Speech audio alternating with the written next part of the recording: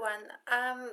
So welcome to 2018, and I wish us all a very happy new year and a very happy finish of the summer semester. Now, I've been thinking that some of you might want to actually have a look at Module 4 with me today, and many of you will not be able to actually meet me online in the collaborate session. So I thought I would prepare this little video, which practically is a collaborate session, except that I can't respond to your questions because you're not online with me. And any questions that are now on the discussion board, I will respond to them on during the day.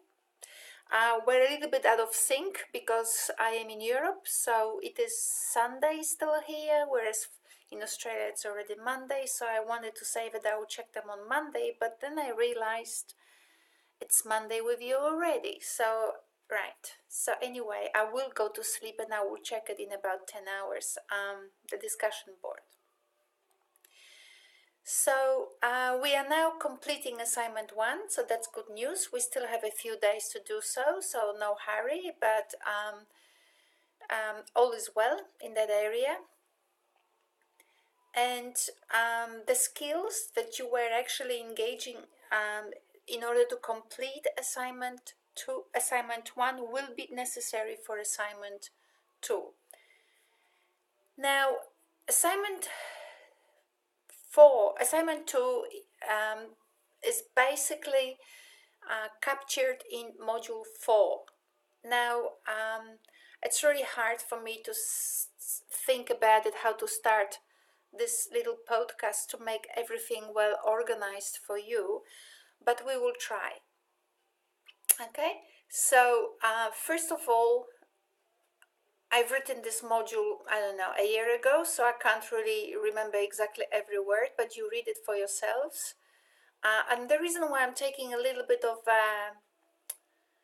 distance to it, because every semester, every month, just about every week, I change. My thinking gets bigger and deeper. So a lot of things I update on an ongoing basis. So this will be updated again after this unit finishes. So the next semester we'll have a little bit different text, a little bit different ways of working with students, but a lot of things will remain. So anyway, so we have here some text and you can just read it. Now, this subject is about how to support our students in reading. So I spent a little bit of a time here in this introduction to module 4 trying to explain the concept of support. Sometimes when you sort of, grow older and read a lot and get really into the profession deeply, you do not realize, like that's the case with me, what questions are actually not clear to students, to people who actually come into the field now, right? That happens to everybody. Like some of you are mothers, and for you it's incomprehensible how many unclear things are there for your children. To what degree actually they are unclear. We take a lot of things for granted. We think they're obvious, but they're not. So the question of support. As I was checking a few years ago students' assignments, I found it astonishing that a lot of students didn't actually understand, or pre-service teachers, I mean, ELA 200 students didn't actually understand what support meant.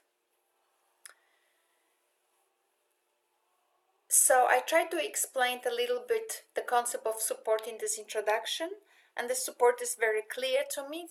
The support is the things you put in place in classroom for students to solve their problems. So some of them will be the activities you will create, which conventionally and traditionally have been called the teaching strategies, the teaching activities. So that's a support. But if we were to believe that that's all that students need. It's the teacher doing gesticulation and driving himself or herself mad in front of a classroom and working really hard in order to produce all these lessons to students. That would be 19th century, right? Obviously we are not there, and obviously everything is changing now, in not just in education, we're moving forward, but also with technology does drive social change, does drive educational change. So support whatever things you put in place in your classroom. People call it learning environment, in order for students to use them to help themselves solve problems that they encounter as they deal with the task at hand. Right? So it's the things you make available. So that's a complex concept in itself.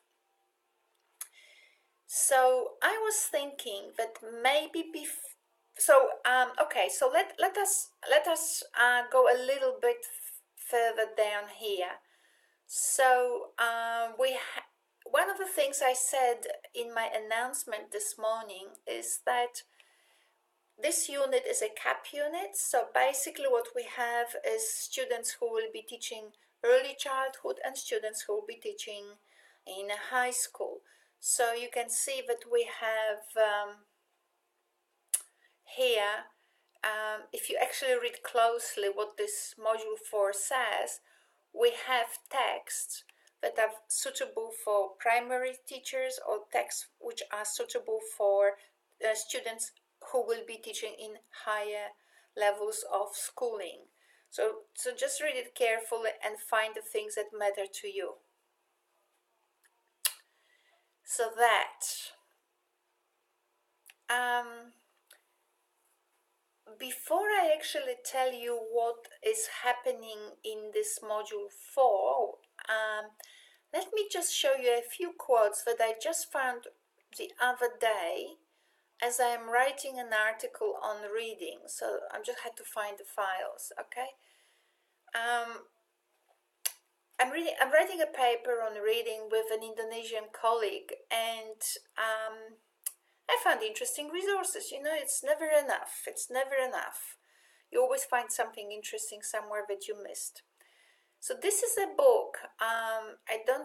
So one way not to, well, I don't really want to lose the title of, the page here. We are on, let's have a look on what page we are, just towards the end, right?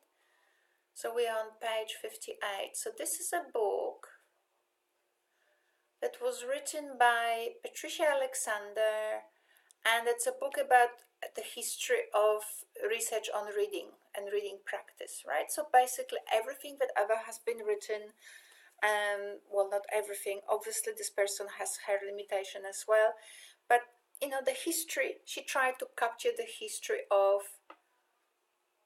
research on how to support students in reading. And I wanted to show you some things here.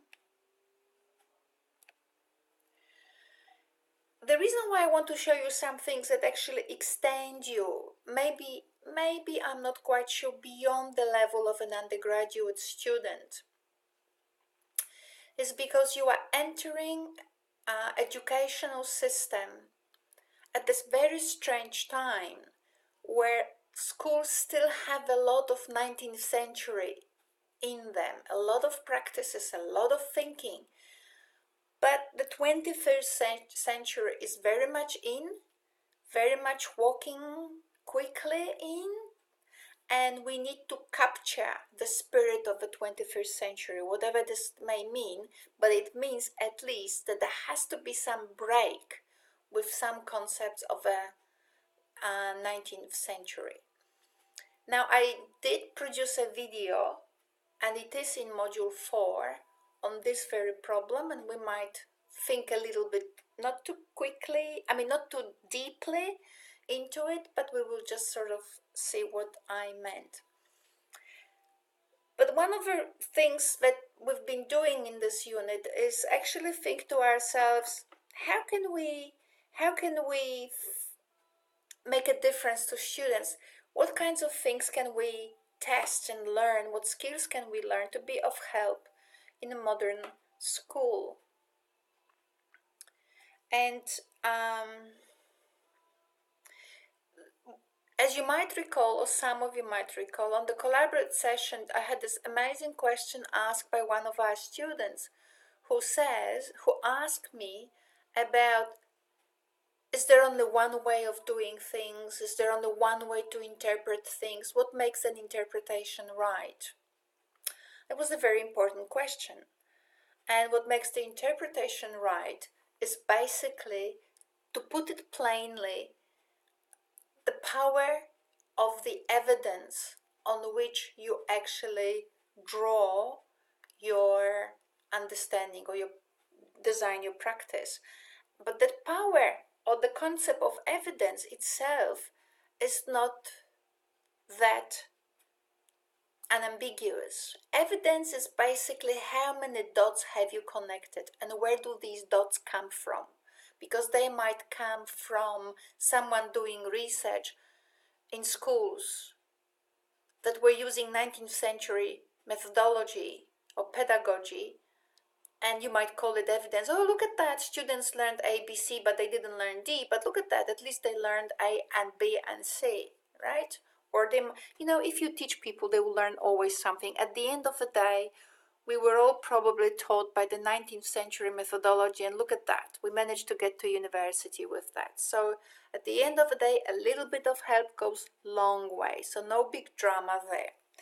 But at the same time, what education tries to do is actually understand the concept of reading a little bit deeper, to connect, not only to connect the to design strategies that actually talk to students, but at the same time to locate the reading activity in the right context. And I would argue that locating the reading activity, that actually both aspects of teaching students to read are actually limping. I don't think we locate the reading activity in the right context, right? If I actually woke any of you up in the middle of the night and asked you what is literacy, then what would you do? You would say, literacy is a social activity. This is what people do. People write and people read. It's a social activity. But what does that mean? It's a social activity. That's what we do. Well, that's not enough. That's not enough. And we looked in assignment 1 what that might mean. And in assignment 2, we will look a little bit deeper. And one of the things all of you know perfectly well, again, if I woke you up in the middle of the night, all of you would say, all human action is purpose-driven. All human action is purposeful. But that doesn't mean that the purpose comes from outside. The purpose comes from within you. That's why none of us reads the same texts, none of us thinks the same way, none of us does. We all have 24 hours, each of us follows different purposes, right? So the purpose is within the student, within a human being, not outside. When the purpose is owned by someone else, then you are an object in the hands of another person. You are actually not meaningfully engaging in anything. You are just performing what asked and not knowing what's the relevance of that to you. And obviously, if you engage in a literacy activity whose purpose is owned by the teacher, right? This is typically called a pedagogic activity, right? Where you're doing something to satisfy the desires of your teacher, then you get lost. You don't really know what it means. And in fact, what's most important, the kinds of understandings you will develop in order to actually perform reading will not be the understandings that you need to develop in order to be a literate person, because they're not yours. The teacher told you do this 1, 2, 3, you perform 1, 2, 3, someone will ask you about the connection between 1 and 3, and you can't make it, because if the teacher didn't teach you that, you cannot do it. Okay, so literacy is a social activity, which means locating literacy in where locating illiteracy is one of the problems that we still have. And now when it comes to teaching literacy or teaching reading, we've got another problem. We haven't solved it. It is very interesting, because think about it. For the last 50 years, and actually if you read this one, I think this book summarizes 50 years of research in literacy. That's just 50, but they probably have been doing it for longer, but that 50 or 70 years. There have been many professorships made in literacy, many PhDs written in literacy, many research papers written in literacy, many, not just in Australia, but in the UK, in America, in Europe, and we're just about nowhere with all of that.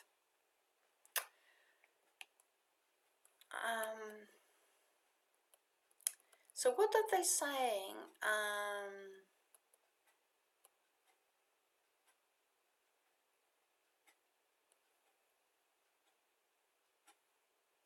What they are saying that we basically have, that we basically have gotten nowhere. Right, so what was they saying? We're doing really, really well because we have so many people involved, right? Yeah, millions of people are thinking every day about how to support reading, and this person is saying we don't really have much. Now notice please, because I've got a student also who's doing actually a PhD student who's doing work on education research, and look at that. Patricia Alexander, who wrote this book, she thinks we need a overarching developmental theory of reading. She says we need it. Well, being critical actually would require justification of it, right? Why do we need that developmental overarching theory of reading? There's a big criticism of very important people in the UK indicating the problem with this kind of thinking. But Patricia Alexander is taking the privilege not to actually integrate that critique, and that critique doesn't come from Ania Lian. It comes from gurus, professors in education research who were, and not only just professors of the University of Sussex, this particular guy Thomas I'm thinking of, but Thomas was also the editor of the 4 biggest international journals on education research, right? So to ignore Thomas is like ignoring Einstein, right? But people do that. So that's one thing I wanted to say. But it really doesn't matter, because at this very moment, because for your purpose, what I would like you to know is this is the state of the art of reading. And what she is saying, we don't have much. What she is saying, despite the promising activities of the last era, reading researchers still have not produced a well-accepted developmental theory that looks broadly at the nature of reading across the lifespan.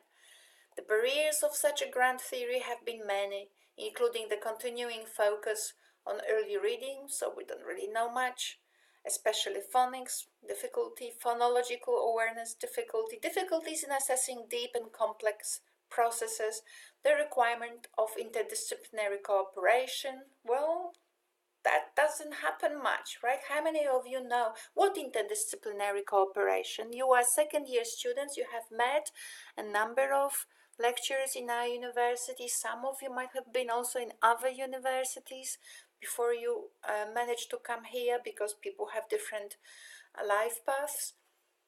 Like disciplines of what? Anyone has heard of neuroscience being introduced here? Biology, psychology, as we all know about Vygotsky, but Vygotsky was 100 years ago, and since then there was no other psychologist ever again on the scene. You can see it's difficult. Anyway, that's what I wanted to say. So what she's saying here, but because we don't have this grand theory, it is likely that we will have a lot of witchcraft people, right? Little small camps who are just basically doing little things, maybe irrelevant. But then she's a nice person and she says, well, maybe we need them in order to, come up with something. Maybe there will be some trigger, they will have a role to play. Okay. So that's what I wanted you to see. I wanted you to see where the state of the art at the moment is. And that's very interesting, right? And I found another quote in her book. Sorry, this is my paper. I've got everything open because I'm writing for you, and I'm writing also with this colleague of mine. So everything is open on my computer. But anyway, I found actually a reason for it, why we are where we are. And I cannot spend 3 hours telling you that, but one of the things I wanted to point out today was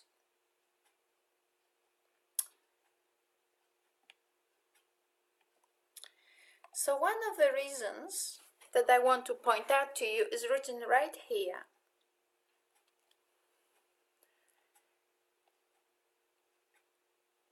An additional impetus to change was the development of a systematic attitude of distrust or devaluing of formal knowledge or of the traditional mode of scientific inquiry. So on the one hand, we want a theory, we want to understand the student, we want to understand the process of learning. On the other hand, since 1970s, we basically said that, you can't frame the student inside of data, you can't use scientific inquiry and so on, but it gets better. Look at this.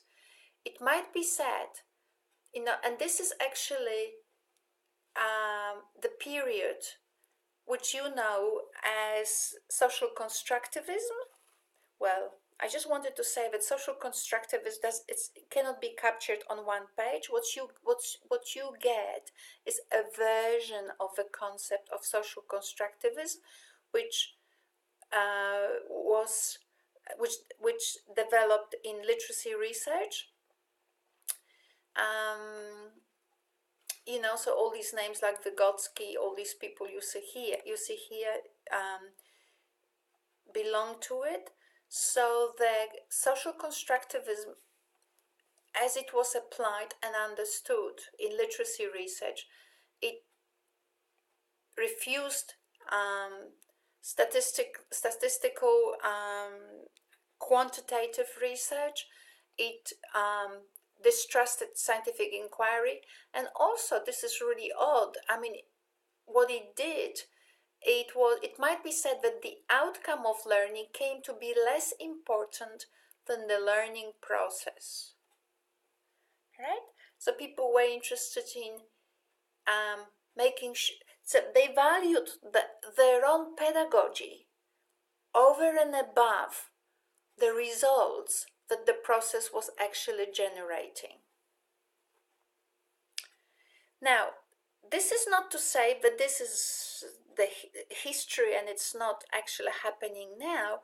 In fact, it is happening very much today. The movement actually began in the 70s. It got power in the 80s. In the 90s, it became the main method, right? So I just showed you basically now what it more or less where practically the problem the problem of the approach is actually sourced, which is in its refusal to actually examine itself critically. It looks at its own processes but doesn't examine them critically. In fact, it's quite uninterested in the concept of learning outcome, and more is talking about let's examine the learning process that we actually facilitate. I don't know whether I want to learn anything if the teacher who is teaching me is not interested in the outcome of it. I'm not sure. Would you pay someone for the entertainment of whatever kind without you actually getting anything tangible out of it? So these are the sort of things that I wanted to point out to you. So basically, we're kind of nowhere, right? We haven't gotten anywhere. We still have issues. We still have problems, despite all of that work. And there might be a reason for it. So that's the context of it. So where to from here? So let's have a look.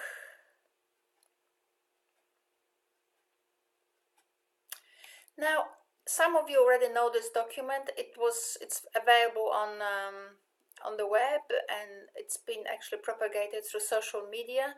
I would like you to actually review it. It's very interesting. It's an old document. We weren't always stagnated in education, but with the development of the social constructivism, when the Anglo-Saxon world started reading Vygotsky in the 80s, things have actually gone backwards in my personal view.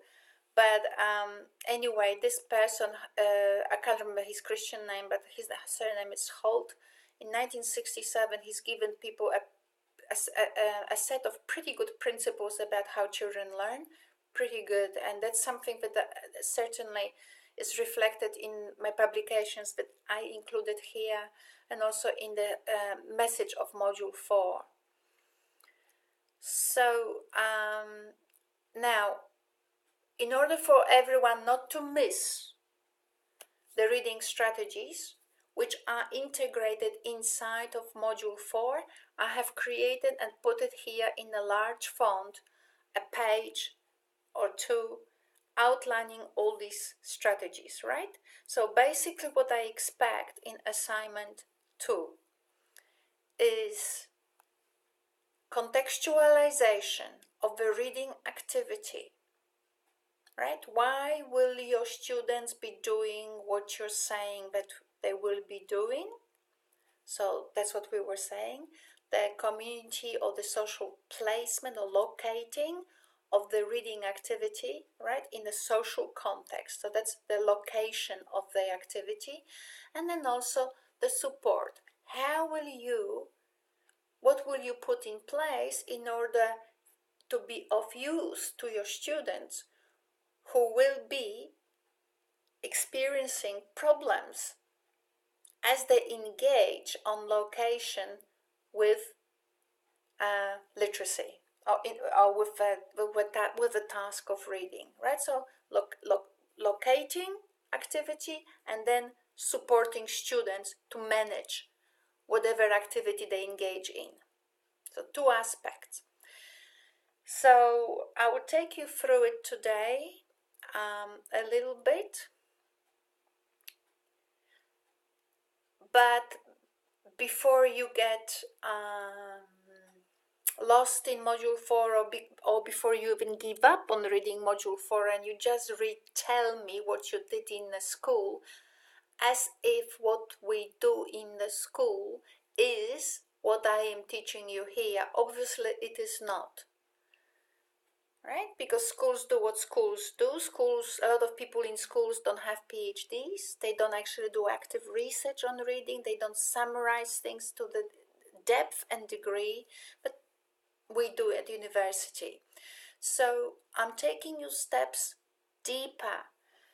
So before you do that, before I explain to you how to organize the unit of work for students and identify to you the reasons why I think that, I wanted to be very clear. Here we have a text, summary of reading strategies, where everything is listed, and what I expect that somehow those reading strategies, which are further explained throughout all of this, right? All of this, including those links here. What I would like to see is those strategies being present in your reading activities for your students, right? So no, I do not want you to say to me that I will be teaching reading by making students summarize things. Yes, summarizing is really, really good for students. I don't want you to say that, because if that is not inside of those reading strategies, that's probably not a good support, right? So there's about 5 million of those reading strategies in this on this file, so you will have plenty to choose from, and it also will be an indication for me that you actually engaged in ELA 200, right? Because I do not assess your prac. I do not assess what you do in schools. I do not assess your personal views on reading, because none of this is accredited by the university, by the teaching registration board, and by God knows how many numerous institutions that actually have gone through this unit and accredited that, right? And this unit has been reaccredited just recently, I think in 2017. So what I assess is your engagement in ELA 200, not your personal views on reading or personal experiences with reading. This is really clear, right? You're under my care, and I'm responsible for you to go through the subject. So here we have them. And we have all kinds of things here that I would like you to actually go through and open those files. And as you can see here, what does this say here? A framework for structuring assignment 2. I strongly suggest you don't miss it, right? It's a framework. Now, I have worked with teachers, and I still continue working with teachers, and my students, postgraduate students, work with teachers under my mentoring. There's no one way of actually designing a unit of work. But two things need to be present, right? Which is, why would your students be doing what they are doing? Like, what's literacy, and how's the concept of literacy that you actually understand reading and writing is for? How's that concept of literacy actually integrated and visible in your unit of work? So that's the first thing. And secondly, how you're going to support students. So these two questions need to be solved. You cannot solve them without the curriculum. That's very clear, right? You can't solve them without the curriculum. So how to solve it? How to solve it? Well, first of all, we know that what we have in the curriculum is what? Priorities, capabilities, and then we have outcomes, right? And we have actually worked with those three concepts already in our assignment 1. And that's exactly what we will be doing in assignment 2.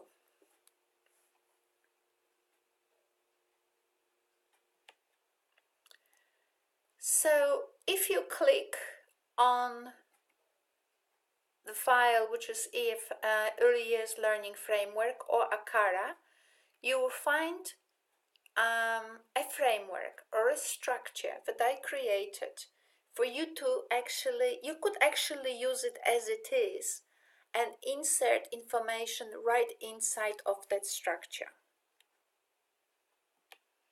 I need to say also to you that not semester, but maybe each year, we frame the way we write up a unit of work in different ways. And I need to tell you this because sometimes when you go through university, and maybe someone on a particular page on our website, I think it's in schools, I think there's a document there about how to frame or how to structure your unit of work. There might be nothing right with it or nothing wrong with it. But the most important thing about it is that it's just a tool, right? And one thing about human beings is that we change the tools as we go through life. We think maybe this one will be better, maybe we adjust things. And that's very important because otherwise we will be still banging two stones in the kitchen trying to get a fire, right? None of you is doing that. So it's very important, and that's why I'm saying this, because sometimes when you're at my age, you don't actually realize how many things are not clear to students. And one of the things I wanted to say, that most of the things that we give you in our in our unit are not God written and fixed in stone, right? They're just basically tools that some of us found somewhere, or some of us work them out themselves through different processes and against different, by reading different literature, right, or through research. So all of us either invent tools or use someone else's tools. So these are all tools, and you feel free to one day when you get out from the university, you can actually continue adjusting and readjusting. So play with those tools. But in my unit, what I would like you to do is actually play with the tools I produced, so that you can actually not just test them or test yourself in them, but see how they work, what they help you see, and that's an experience on which you can build for ELA 300, or for the way you actually, for the time, but when you actually leave university and become a practicing teacher. Okay, so there are things there. There are things that they look really, really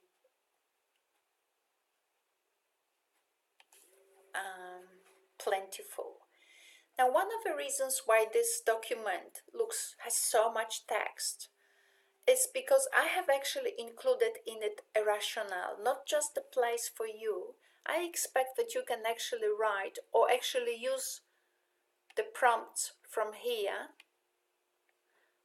I don't think that you will have enough space in those squares to actually produce all the information necessary, but you may. So you don't change anything. I am advising you what to write here, and you just respond. This is how I will actually respond to this request. So these are just requests. That's what I want to see. The things in gray is the rationale, is the evidence on the basis of which I have actually generated these cells. And the model is actually a step higher from the framework that I produced with Amy Norman from Para Primary. So we've produced this book chapter. I'm not sure, some bits and pieces of this book chapter are actually in module 4 probably. So they're there. And at the end of the module we produce this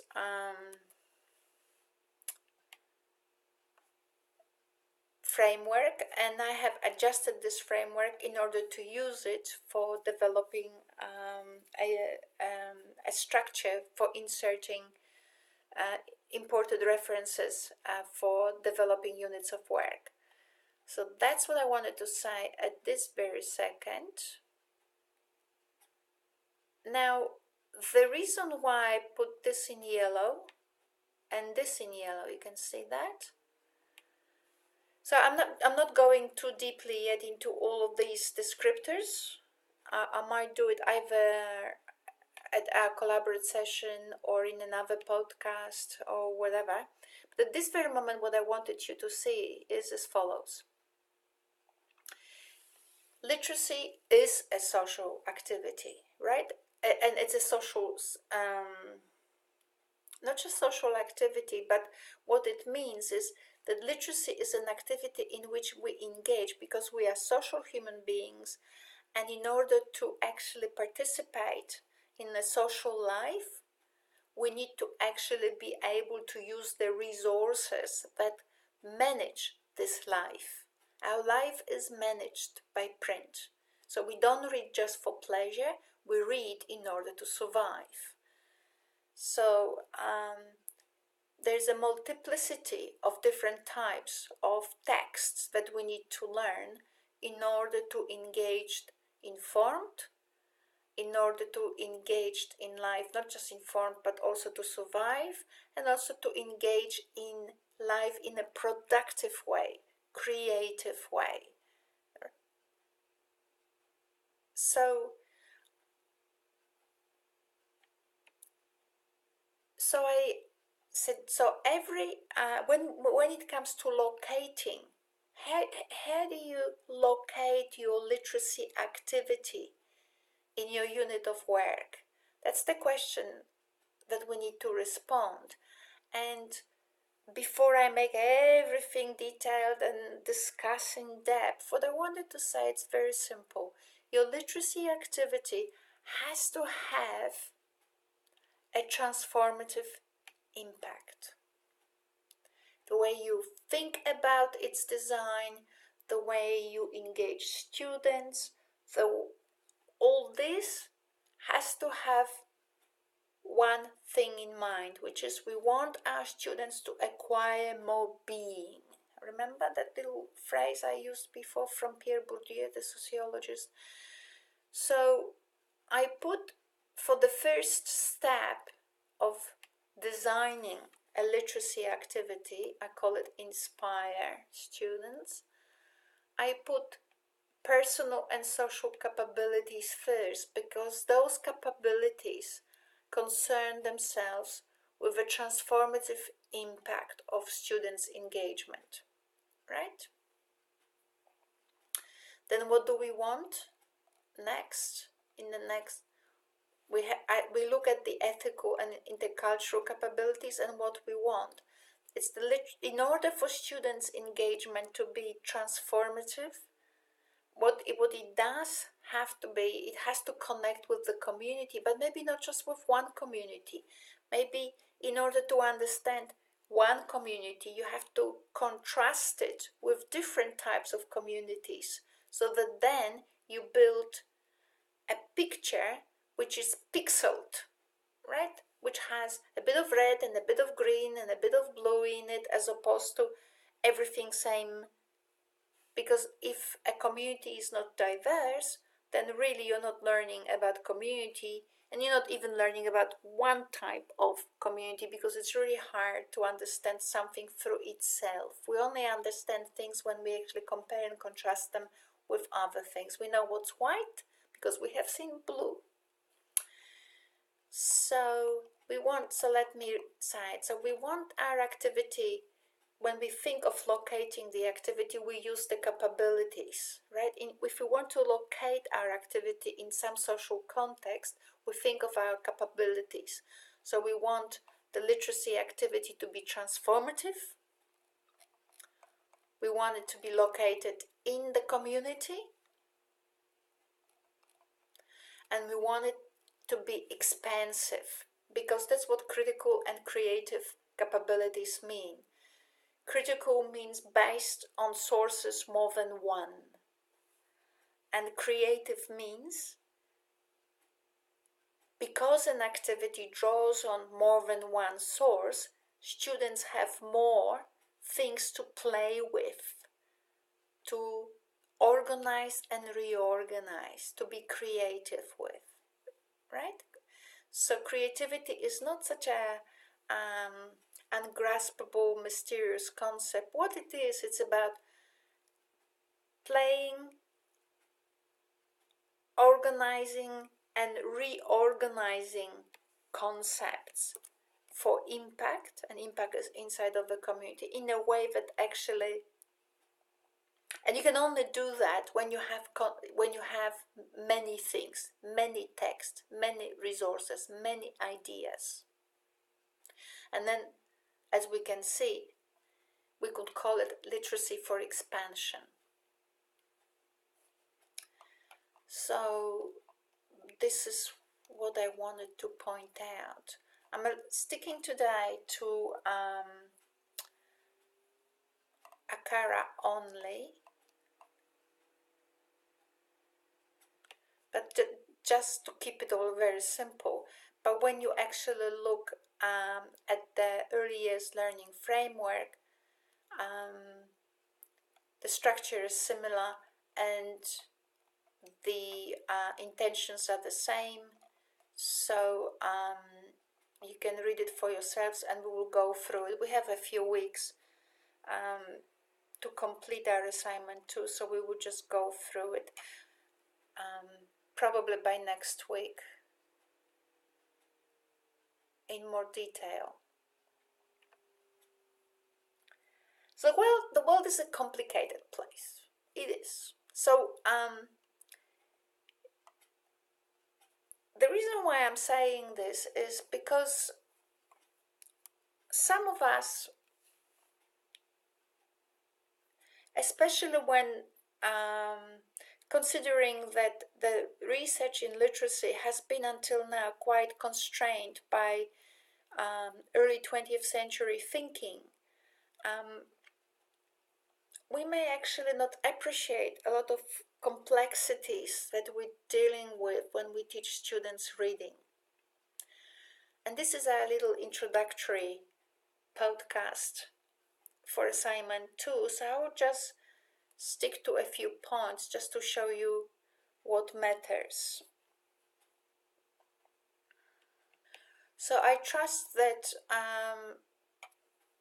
between now and whenever some of you will actually go through that reading, and we will try to see and discuss the implications of all that text here. It's not very complicated, in fact.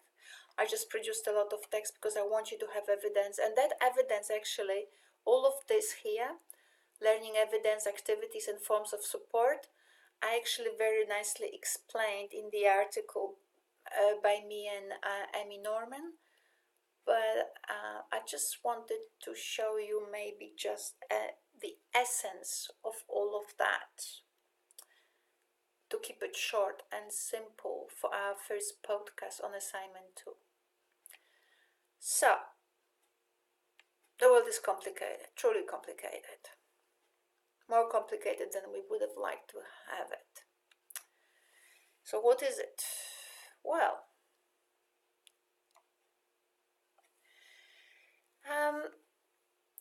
it is now more or less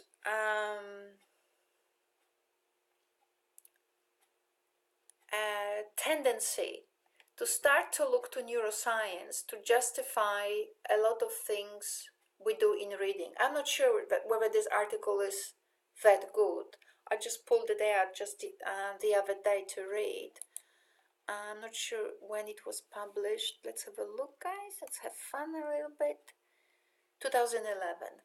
So the early 21st century has come up with a lot of research from neuroscience, because the technology of neuroscience research has actually improved greatly, and there's a lot of information, a lot of surprising to some of the scientists at least, information coming from that research. And now gradually this research is actually introduced to education, not always in the best way, because when we are still stuck in the thinking of social constructivism, that basically everything is social, social, social, and we have killed the individual, now the research from neuroscience that talks about how people perceive things, and therefore this kind of research now, even though it talks about how people perceive things, starts actually turning our thinking onto the individual. Because what is happening now, we're learning what we all already know, that human being, or no human being, not one human being, perceives information the same way as the person next to them, right? So we all kind of know it from different types of research. We used to call it differences in experiences, right? People have different experiences, therefore they organized the world around them differently. Now, one of the people guilty of this amazing model of thinking of an individual was obviously Piaget, the French Piaget, not the English Piaget. The English Piaget, so the text of Piaget was French, right? So Jean Piaget was French, and his text, in order to be actually, to make it, to Anglo-Saxon culture, they had to actually be translated, and those translations may have been good, may have been bad, but they were also translated by the needs of Anglo-Saxon thinking. And those needs were to categorize, put things in drawer, file them, lock them up, and now know things. And Piaget was not doing that, right? Piaget was saying, contrary to what Vygotsky is saying and the social constructivism that you will hear about throughout education, social constructivism says that people or children, starts with being as a child, construct the representation of the world. But Piaget went further, and neuroscience now backs him up. It's not that children construct the representation of the world. So that kind of thinking creates a distance between, well, I don't know. What do I have a representation of the world, and then there is the real world in front of me? I don't know. Anyway, what Piaget was saying and what neuroscience research is now saying, children do not construct the representation of the world in their heads. They actually construct the world in their heads. Now let it sink in. I'm not quite sure what that thought will do to you, but that's an interesting thing. So this is actually a little picture, and I want to spend only very little time on it. This is about perception. This is what makes everyone's perceptions different. So again, in order to be critical readers, let's have a look.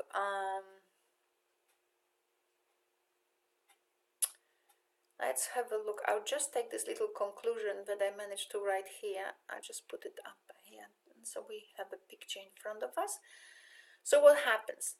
This is a person, Anil Seth. He's a professor. He's from London. I don't know from which university I used to know. He's publishing a lot in neuroscience, and he is famous. And that's very important sometimes, especially when you actually hear things from me. Because I don't want to pull out things from some sort of dark street somewhere in the corner of some place. I actually want to show you what's the hottest stuff and written by and spoken by big guys in neuroscience. So Anil Seth is one of those big guys, and the Royal Institution is an old institution where people actually, where the biggest scientists are invited to actually discuss the hottest things in neuroscience, or pardon, in sciences, right? In all kinds of sciences. They have a channel, as you can see, this is taken from their YouTube channel. I pretty much watch everything they have on sciences there. And in this way I found Anil Seth and his lecture, and then subsequently his publications.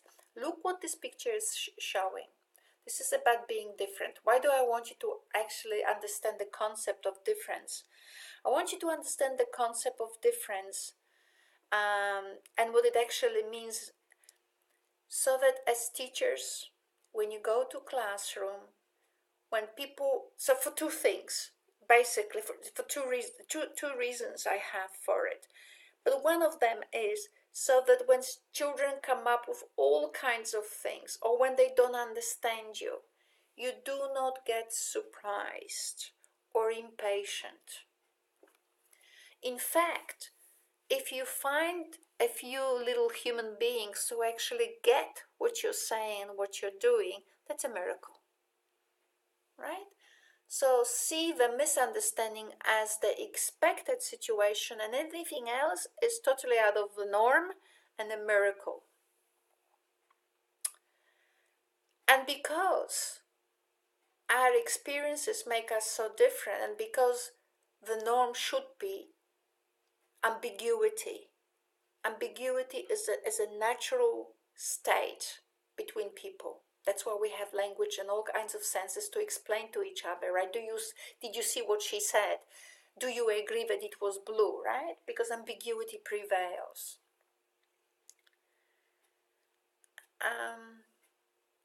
What's therefore important is that when we actually want to teach children reading and support their engagement in literacy, what we want is that that engagement is actually engaging the student, as opposed to being just a compliance activity to make the teacher happy. So one of the things that I wanted to add in here to mention about this picture, let's have a look what we're seeing. Information is coming, for example, the visual information is the big pink arrow. You would think that the information hits your eye and then the pink arrow goes somewhere to maybe the back of your head to send the information where you have the area that interprets vision, right? And then it goes somewhere else maybe, or maybe the area that interprets visual signals will somehow tell you what you see, right? But look at that, none of that is happening. I will explain to you what this picture shows. But one thing I wanted you to see, that there's no direct link between the pink arrow that comes into a person's eye and anything else that is happening in this person's brain. I want you to be amazed by it. And maybe just, in a sense, I could just leave it there. For the undergraduate level, that would be enough. I just want you to be amazed by it and see that. Because what it suggests is that we're actually not seeing anything. And this is very important. What's happening? We actually act on what we believe. We act on, we act on information generated in our head. We act on information. So you're saying, well, so what does the table in front of me mean? Well, it just happens that throughout your long life, which is about 3.5 billions of years, right? This is very important. That's an argument made by a very famous professor. His name is Jordan Peterson. I just find out whether he's the son or Sen. Jordan Peterson. Okay, so you can see him here. Jordan Peterson, he's a very famous psychologist. And now I can't remember now what I was saying about him. Anyway, he's saying, he actually reminds people that no, we are not objects of social construction alone, because a lot of traits that humans have, display and have, are shared with creatures. Even like he always uses an example of a lobster, right? It's a crustacean, is millions and millions and if not billions years away from us, maybe 350 million years away from us, I don't know. Anyway, many millions of years away from us. And so those creatures actually share with us a lot of behaviors and a lot of ways in which they organize themselves. So obviously who we are wasn't just produced by the way my mother and my grandmother shaped me and maybe my school systems, but also how I was shaped when I was a bacteria, single bacteria, how I was shaped then when I was more than a single bacteria, right? And so on. So there's a lot of information in our heads, and that's what Piaget was also saying. Remember those two different ways of processing information, which is we have two types of memories, declarative and procedural, right? So the procedural is what you are born with. A lot of information, a lot of actions you can do before your brain even registers. And then you have this declarative thing that you know where you live, you can recognize your mother, all these things. Or you can say, things like that, things you can create stories about is your declarative memory. So anyway, this coming back to this picture, what it tells us is that we actually act on what we actually generate in our heads, not necessarily in what in the stimuli that come to our eyes. In fact, most of the time we don't see. Well, Jordan Peterson says, and research in neuroscience says, we don't see 99.9 of the world that is happening in front of us. Maybe we don't see any of that.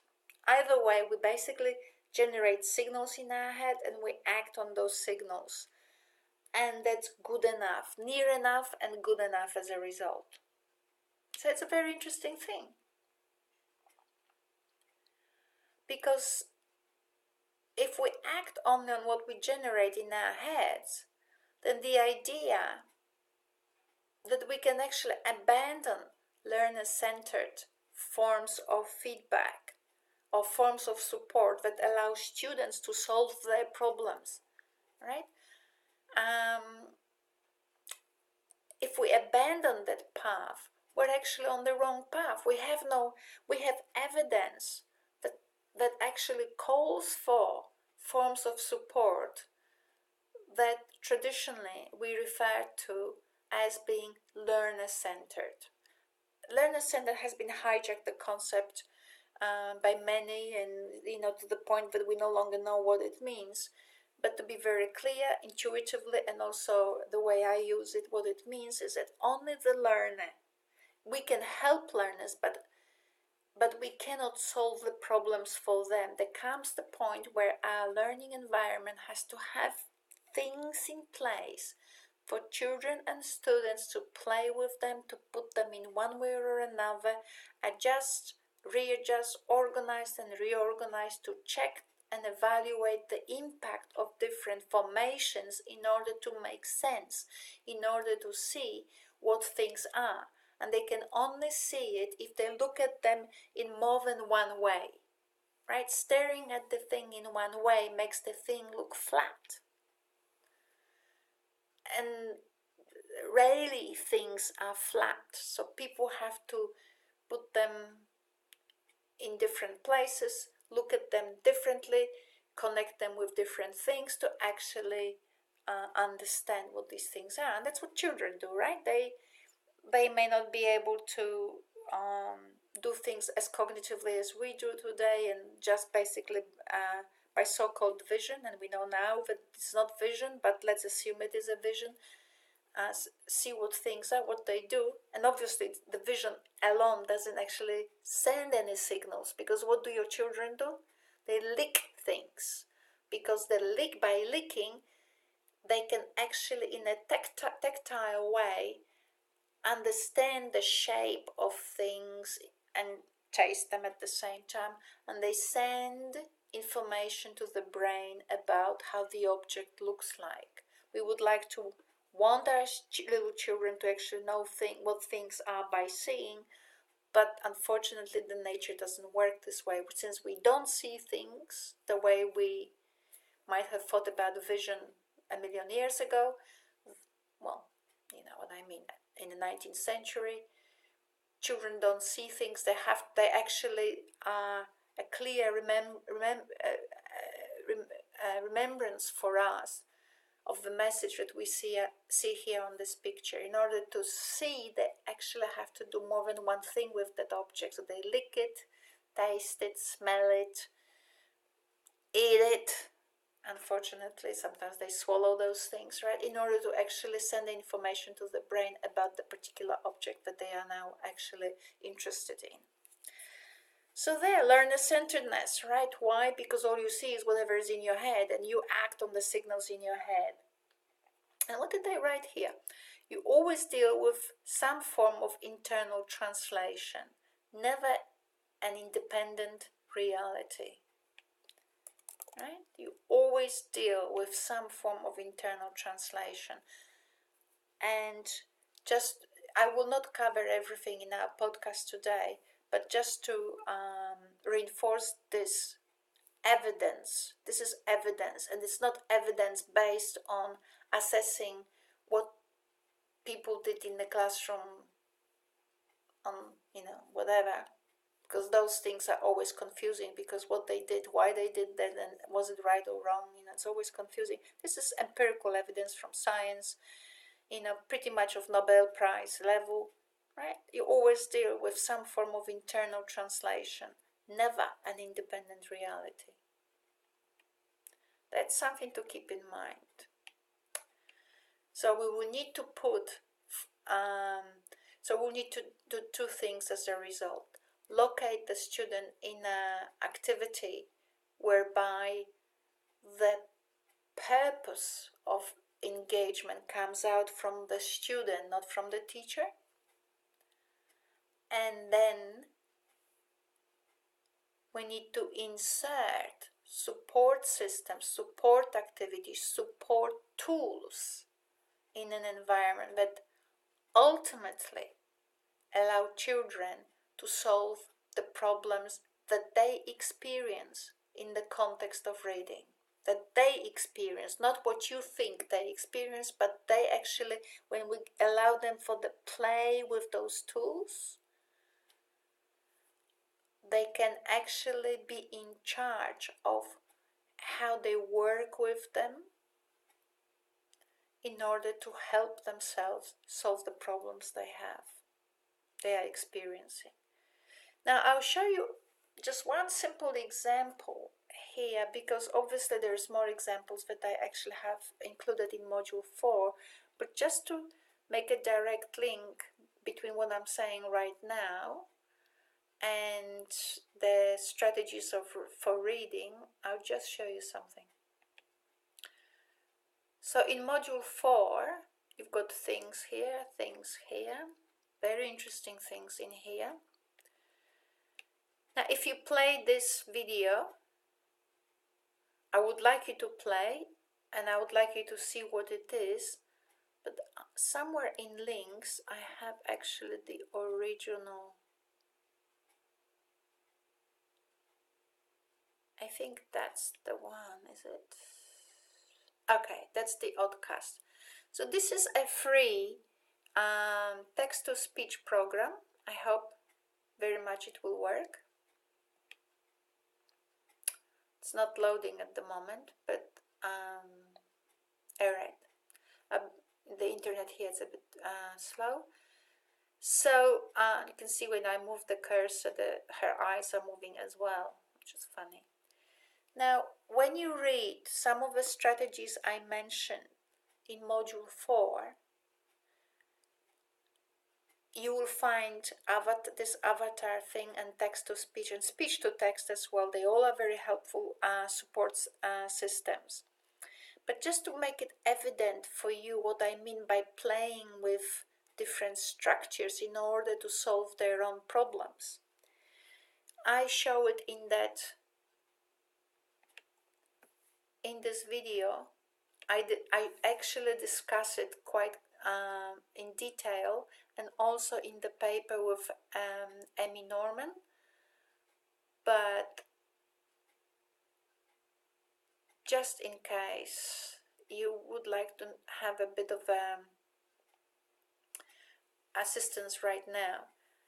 So this is, now remember that you're producing this assignment too for an imaginary class, right? So I assume that we will have children in class. This is for early childhood example.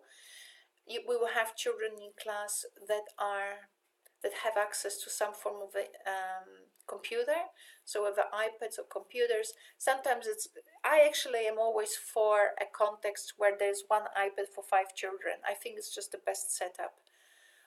Kids actually stimulate one another, they will learn from one another. That research on hole in the what is it? Hole in the wall, is it? The computer, the thing with the hole in the wall. Let's. I don't want to do that. I don't want to do that. Okay, hole in the wall, is it? The Sugata Mitra hole in the wall experiment, right? So they had so let's have a look at the images of it. So they had, you can see the computers they had. So this is a very disadvantaged area. Let's look at this one. You see where the guy simply put computers in a hole in the wall, and children were actually gathering around that place. Many of you must have heard about this, 3, 4, they had pictures. Look at that. So they would gather and they would actually teach themselves to the point that they were passing exams at the same level as if they were in a regular school. So there was always more than one child working at the computer, and they found it really useful. And there is research also that shows that when the child works on his or her own, in fact, it is actually stifling learning. So sometimes individual and sometimes in groups. Also, when they work in groups, there's only one person who actually is touching the computer, so they can change, they can talk to each other. So I actually like the idea of sometimes individually one computer per child, but very often actually 5 children to a iPad or computer. But look at that. Imagine when I discussed this kind of form of teaching in many different ways in my in the article with Amy and in the YouTube recording. But imagine children putting numbers here, the letters here. Oh, and go Gald. Gald. It read it. I'm not sure whether you can actually hear it on her pronouncing, but that's what you need. So they typed something. Gald. Oh my goodness. And they can type something else. Like, let's see what happens. Okay, say. Nonsense happens, but it's fun. You might think, oh my goodness, Ania, she didn't say Mary went home. No, she didn't. But imagine if each of them, and actually, if they start playing with it, or even when they actually type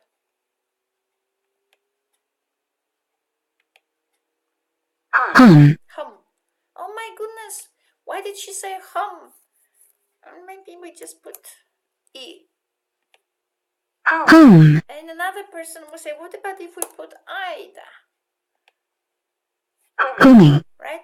It's a play. It's learning through play by experimenting, by doing nonsense things, right? And if you were to be a teacher actually trying to engage children without computers in this kind of play, first of all, you couldn't read every entry for every student and satisfy every student's curiosity. You'd go nuts, right? Because it's just too much. Whereas when they have an iPad or computer together, 5 of them, they can go, I want like this. Humor. Oh my goodness. Is it like humor? Miss, do we spell humor? Humor. Humor. No, it's not quite humor. No, it's not humor. It's not really humor. And so on. Now, I had a student about 2 years ago, and I'm not sure whether surely there's a lecture there where I talk about using Google, I don't know, what's it called, text to speech. It used to be a free Google program on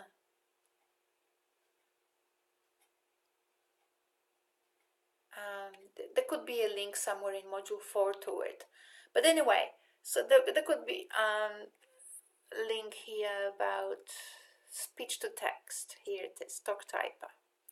There are better ones now. Ready for dictation. Alright, so basically children were speaking here like, I'm going to school.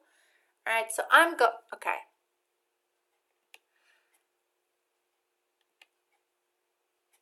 I'm going to school.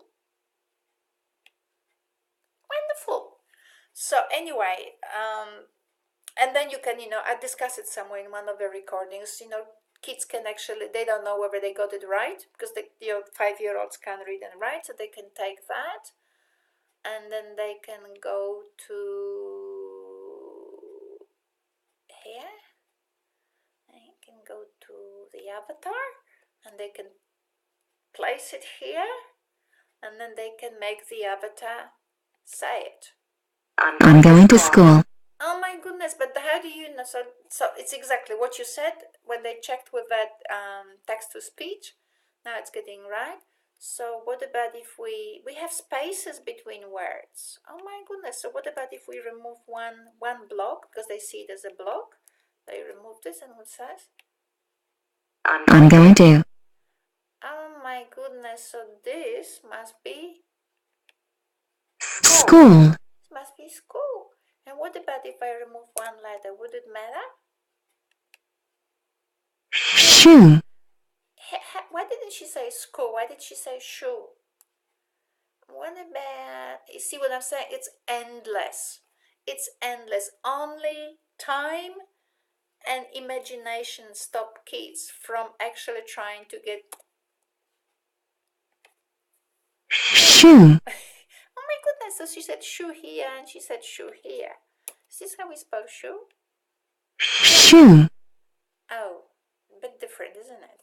Anyway, so you can see what I'm saying. So there's a lot of things. But what happened in this case here so anyway, one of the things I often say that you can actually make illiterate children produce entire books, because they dictate it, they can check with the speech to text and text to speech, they can verify, they can play with those texts, and so on. They can actually even here check whether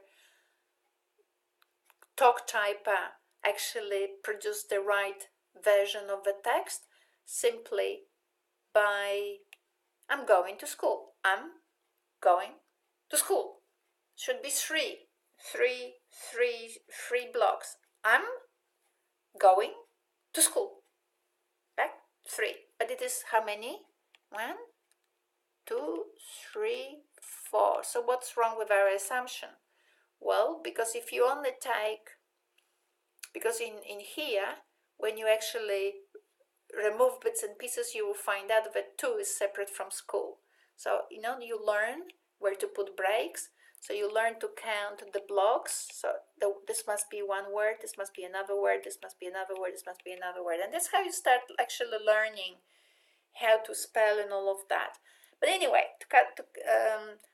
the ELA 200 student 2 years ago, what she did, she just took it to home, opened the talk typer in front of her little children. And what did the 2 girls do? So what they did first, for the first I don't know how many minutes, they were telling each other they are stupid. You're stupid, you're stupid. You have ugly hair, you have ugly hair. You have freckles, you have freckles, whatever. But she sat. After the initial calling each other's names and basically, throwing out horrible things at each other, then one of the girls said, Mom, I could write a whole book this way. Bingo! That's exactly what I'm saying. And as they write entire books simply by dictating and by making sure that what the computer wrote is exactly what they said, and they check it here, right? They can check it here and so on.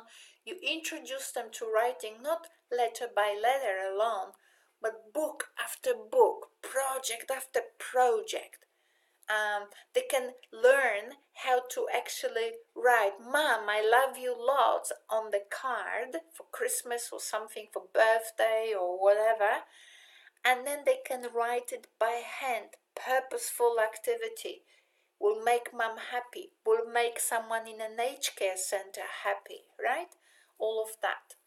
So that's what I'm meaning by enabling children to give them tools so that they can actually play with what the tools enable them to play with, organize and reorganize different structures on the screen in their own heads, and build increasingly three-dimensional understanding of text.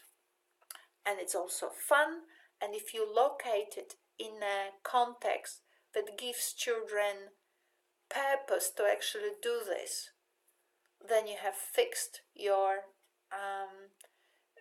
question about how to teach reading. Now, this is just to finish off a little lesson.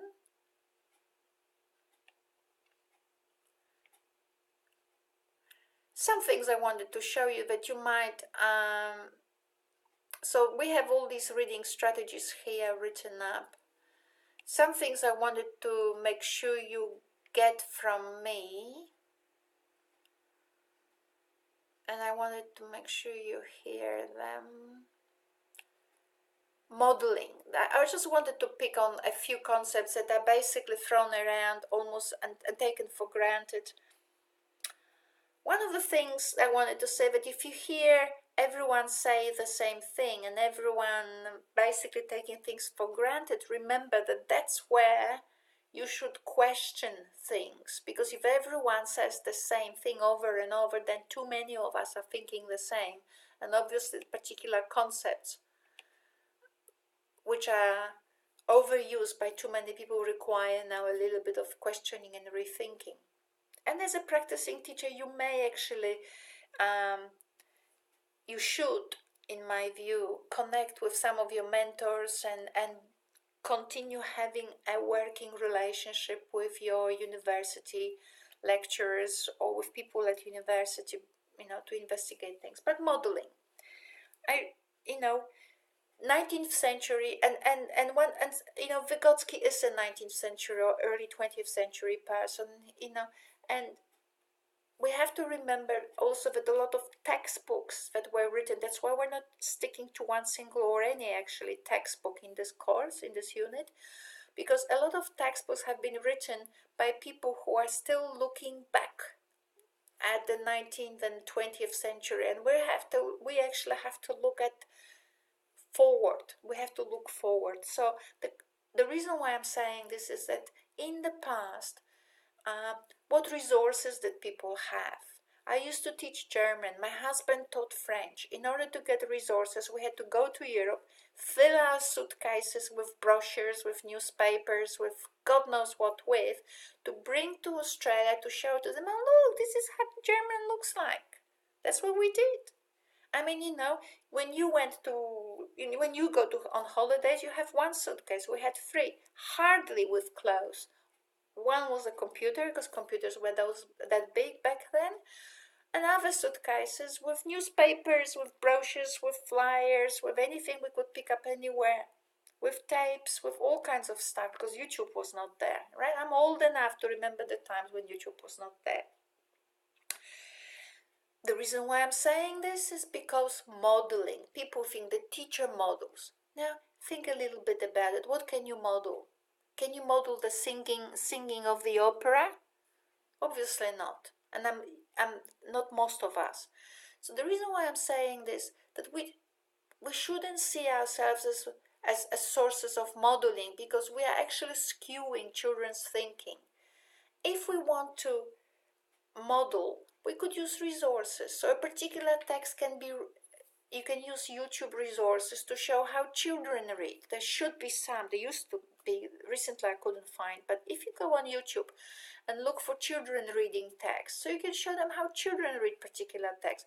You can show them how mothers read particular text to children. You can also show them how actors would read the same text to children, right? So that's modeling in context.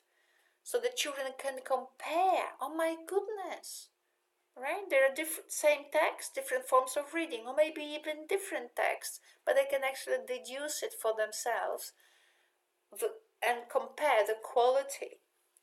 Now, so that's what I wanted to say. One of the things I often say, and I wanted you here to say it, you should never read to children as a teacher. As a mother, you can do whatever you wish, because it's a complex context and you're not a teacher at home. But as a teacher, you should not read to children. You should, and especially in this assignment, I will not accept a strategy that says, we will start the lesson with me reading to children. The question is, why? Why would you do something for someone that they can do for themselves? A 5-year-old can read a text for themselves, no? I just showed you how. They can open the book or a text and type each letter that they see in the text into their text to speech, and the avatar will read to them, right? We can be very, very imaginative about the tools we're using for our children to actually solve the problem for themselves. Now, because I changed the ELA 200 every so often, as I mentioned in the beginning of our podcast, I'm not always sure what tools I am showing you in module 4 this year as opposed to a year before. But, there are many technology-based tools that can actually assist children in reading. So one of them is the one that I just showed you, that they can read for themselves simply. Now, you could actually create them yourselves. So, for example, you have, imagine it says, little Mary walked alone, something like that. You can take this, so you can have, this is what you can create your resources, you can be innovative. A lot of times teachers are actually, I watch on Facebook, there is this particular group, I don't know, it's run by AITL, it's an AITL group, they talk about feedback, and it seems to produce so many headaches to those teachers. But anyway, you can be innovative and create your own resources. So for example, you can actually have that text 3 times. That's simply because PowerPoint is inefficient, right? I mean, if you had different forms of technology, more efficient ones, you could do it better. So you can actually, if you have a computer program, they can help you to have one text which will do all the 3 things. But first of all, kids can copy and paste it into Avatar, right? And Avatar will read it for them. So that's one thing. Another one is you can actually here you can have a you can actually go insert audio, record audio, and you can read it. What we perceive is the prediction error between information flowing, blah blah blah, and look at that. So the kids, you can look. Yeah, nowadays the PowerPoints are very unwieldy, but they can, and I'll show you why I don't like it. But anyway, so the kid can actually click on this. What we perceive is the prediction error, right? So they can read the thing, and you can actually mark them in color. So this one will be another color, and so on. You can actually, well, there are many ways. You can also record just each word, right, if you wanted to. So there will be many of those unwieldy things here, so that's not very nice. But yeah, you could do that. So you could record each word. So kid could click on what, then could click on we, that could click on perceive, that could click on is, and that's very interesting. Or you can actually record each letter. Ooh. There's a nice pronunciation in English where WH is read as like what. I can't do that, right? But you could do that. So every letter you could record. So the kid could click on WHAT. Now another way to do that is the way we did that in that little, where is that song? Can you see a sheep somewhere? Sam. I very often give my students the sheep as well. Where's the sheep song? Maybe I didn't give you the sheep song. Anyway, there's a sheep song video somewhere. There's a game that we created for children where, oh, here's the sheep thing here.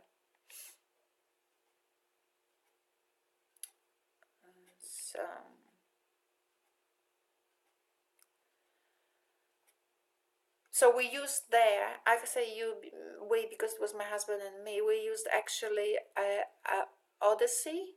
It's a recording, free recording program where we actually recorded the file and then instead of recording each word separately, we chunk the file and then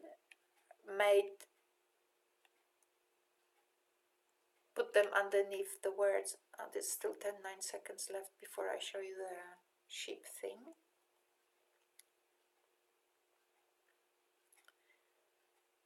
But at any cost, try to be imaginative and think of ways that you can actually help children.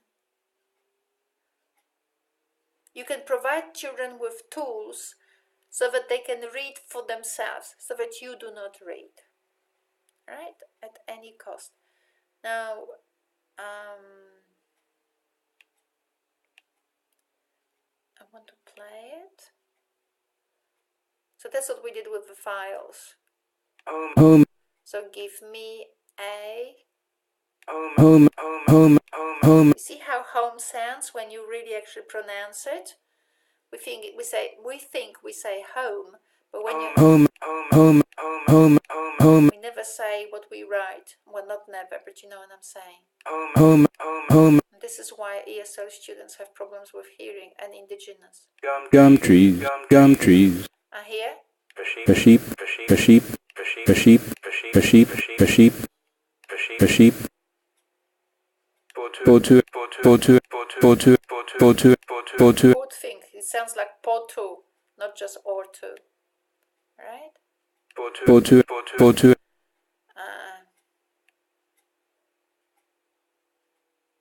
rocking chair, the kangaroo, the kangaroo, the kangaroo, a veranda, a veranda, a veranda. Alright, so there you go. Actually, this particular song was created in this way by one of my students in 2012 at CDU, and I just made it better and more efficient. And one trick here that we did for children actually when they were trying to guess what this file Home, said. home, So give me a home, and the home happened. So for example, with lots of, plum trees, plum and trees, then you can go for question mark and it tells you what it is. And then a sheep, a sheep, a sheep, and then it's a question mark and it tells you what it is, right? potu, potu, potu. Oh, okay. And then when children are confused and they want to actually hear the whole thing, Give me a home among the gum trees, with lots of plum trees, a sheep, potu, and a kangaroo. that allows them to actually hear the whole thing. So that's a nice thing because they can hear it globally and then actually they can focus their hearing and then they can actually try to guess how to write it. Alright, so that's another way, but the principle is that try to do everything, that you don't fix things for students, you just give them tools so they can fix things for themselves. So you don't read. So in the assignment too, I don't want you to say, I'll come to the classroom and I will read to children, and I will then reread to children, and then again I will reread to children. But that's not a strategy to help students to read, that's just a strategy to put them to sleep. Well, at least I would have fallen asleep, I used to. Okay, so I will finish for now because it's long enough and introductory enough for you to actually review module 4 for yourselves, and then we take it from there. Today, but especially next week, okay? So thank you so much. Surely I missed something, but I can't remember everything today. So that will do for today. Thank you.